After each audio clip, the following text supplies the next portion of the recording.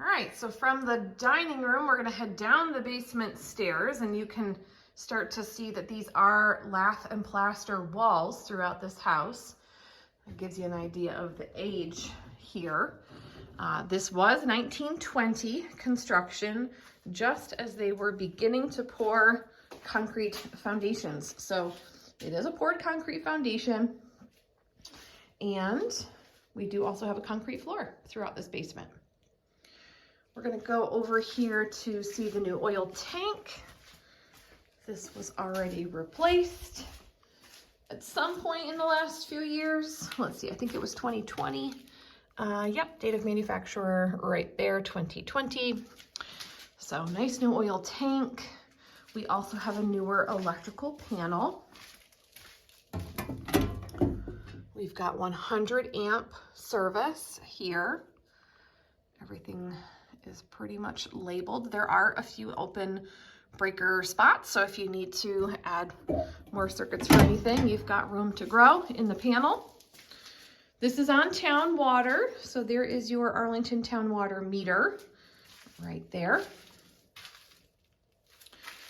And then let's look at the furnace. We have a hot air furnace. This is not a newer model. You can see that it has been here for a while, but hey, what they say, if it ain't broke, don't fix it. So sellers are having this cleaned. The plumber just simply has not gotten here yet, but you can see that the filters are there on the side, ready to be replaced. And then over here is where you can see the septic line that is going out to that side yard. If you already watched my exterior video, I described how the septic tank was just replaced. There is definitely dampness down here.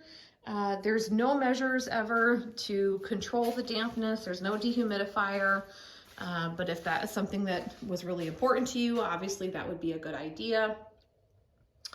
So in the back section here, the kitchen is, and the half bathroom is what's right above us. So we've got the propane hot water tank. This was installed in 2018. We've got the date right there. All right, and then we also have some drain lines to show you here from the half bathroom. So that's all plumbed out to that septic system. And then lastly, I want to show you, here is that access to the exterior. We do have some concrete steps that go out to that bulkhead out in the side yard. So definitely opportunity for improvement in this house. Things like, you know, the box sills have bare minimum insulation up there. Some of them are missing the insulation. So a great opportunity to improve the energy efficiency of this house. Perhaps you want to do a heat pump water heater, and that would help dehumidify this basement. There's currently no laundry set up in this house. Their washer machines used to be over here. You can see that there was hot and cold that have just simply been toggled off. And there is a 220 dryer outlet right here. And then this was the dryer vent.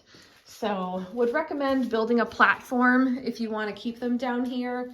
But since some folks don't want to do laundry in the basement, we are just selling this as is. And if you want to find a place to relocate that laundry someplace else, you've got some options.